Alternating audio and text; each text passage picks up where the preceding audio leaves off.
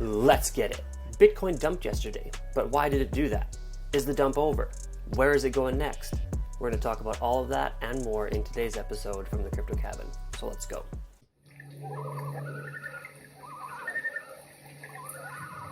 What is up, everybody, and welcome to the Crypto Cabin. My name is Tom, and in today's video we are going to be talking all about Bitcoin. Bitcoin, as we know, usually leads the rest of the cryptocurrency market, and so we're going to take a look at what's happening to Bitcoin itself, what's happened in the past, and a bunch of the new news that has come out in relationship to Bitcoin to see how it affects the price.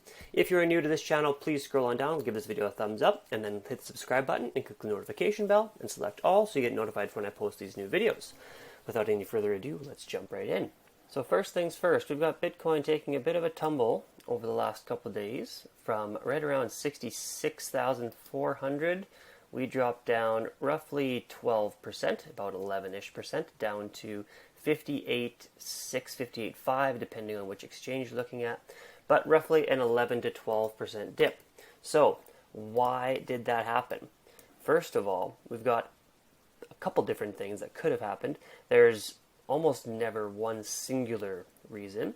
Currently, there is no obvious explanation for the price decline, but there are definitely a number of variables, and they talk about a couple in this article about, Bitcoin mining crackdowns in China, the spot Bitcoin ETF being rejected by the SEC, and potentially long-term investors taking some profits. There was also some news from the Biden administration about a new infrastructure bill that just got signed, and then we also have liquidations that kept cascading on the way down with over-leveraged traders. So there's multiple different factors playing into this, but it is nothing new that we haven't seen before. So a couple of the things that they mentioned here, I'll link all these articles below, but the SEC rejected the spot Bitcoin ETF proposal. So they've approved futures-based ETFs, but they have not approved a spot-based ETF just yet.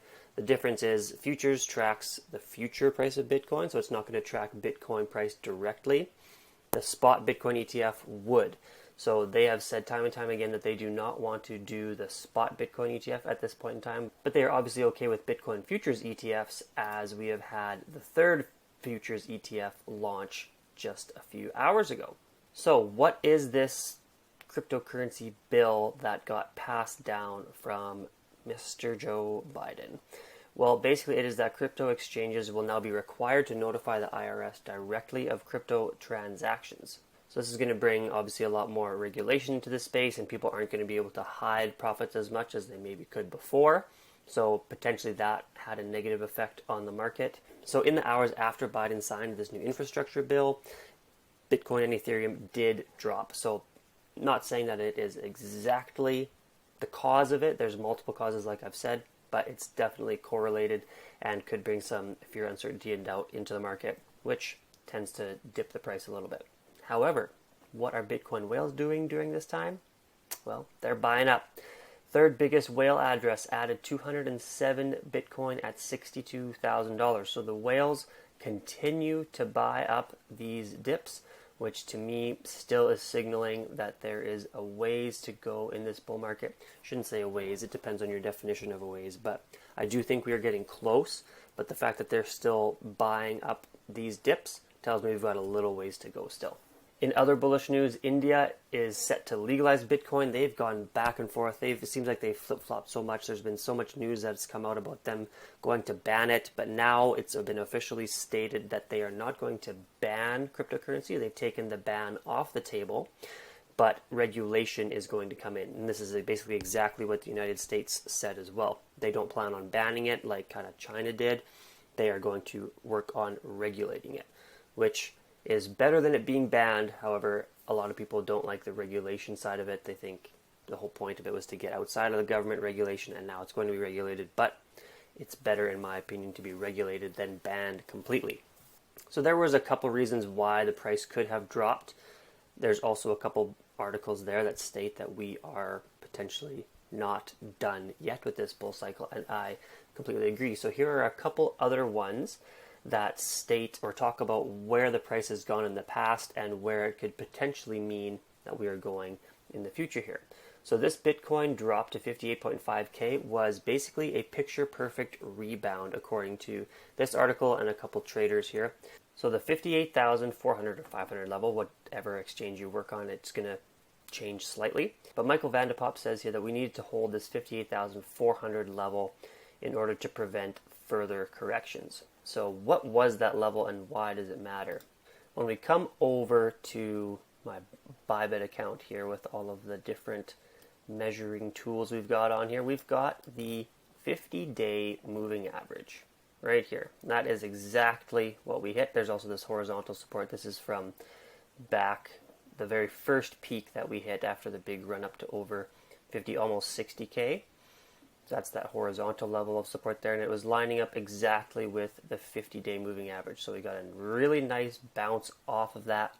Hopefully we were able to stay above this 60K support. Now, like I've said before, we want to spend more time above this $60,000 level and build up a solid base of volume there, which looks like is exactly what we are doing at this point. Another analyst noted that even that dip back down to 61,500 took the RSI back to levels where Bitcoin was trading at $40,000. So let's take a look at that and see how that looks. Now, I have slightly different numbers here than what he said, but the RSI right now is at about 45, and we can see the last time we were at this level was right here. So that was back in September, when at this point, depending on what day you look, this is the specific day here, so what time during that day, I guess, we had Bitcoin trading at right around $45,000. So my numbers are slightly off from what he said in that article, but this is what I'm seeing. The levels have come back down, and this is the lowest they've been since that point, right here. Like I said, when Bitcoin was trading at about $45,000. So after that point, from 45, we rallied. It did dip down a little bit, but then we rallied up almost 50% up to that $67,000. So there could be some further downside just because this RSI level has corrected back down to that same spot doesn't mean that we are done. We definitely can come lower. So what is shaping up here to me could look something like this W. So we kind of had this form here and then come up, back down, and then we were up and off to the races. We could potentially see something like that where Bitcoin comes down, we come up to maybe test this $62,000 level again, come back down to retest that, and then off we go. So that's one situation I'm looking out for. But like I said, there was a 50% rise from the last time we were at this level from an RSI perspective. And if we went up another 55 or 50% from the current price, we would get, I think it's about a $90,000 Bitcoin. Yeah, very close to a $90,000 Bitcoin from this point.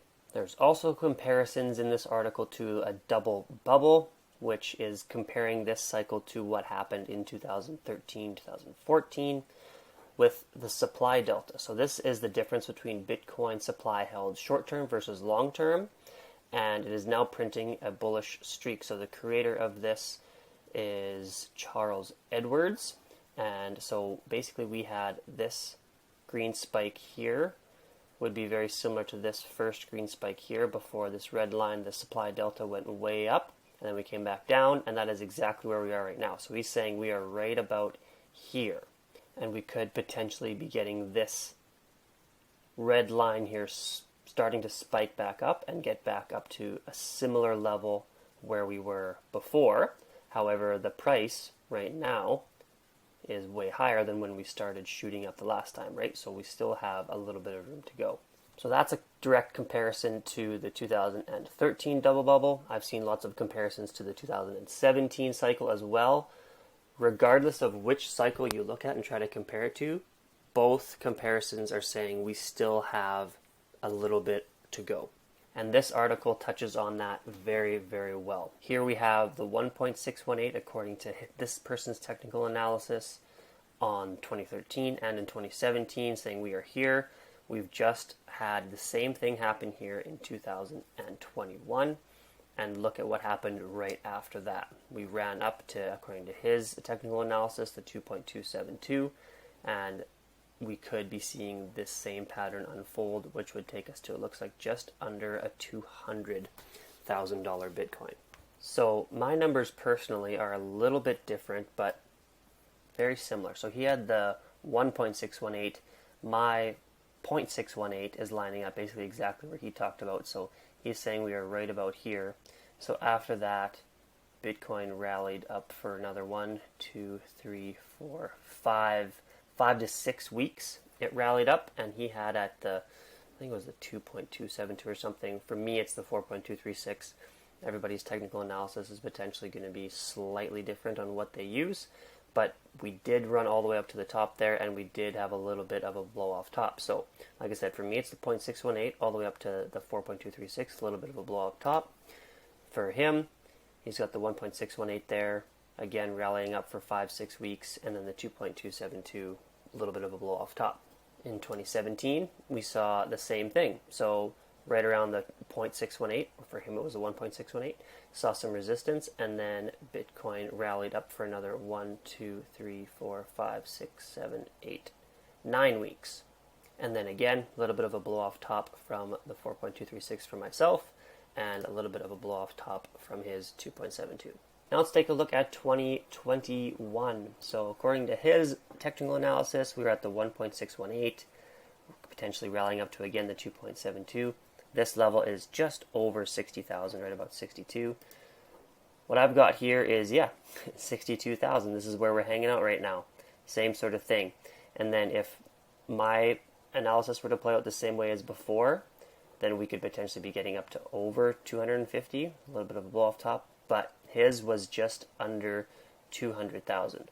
And this yellow box has been where I've been projecting for quite some time now. You can go back and look at a bunch of my previous videos. This box has not changed, and this would be right at the top of this kind of channel that we've been forming for the last little while, and it would be also just under that $200,000 mark right at the top of it.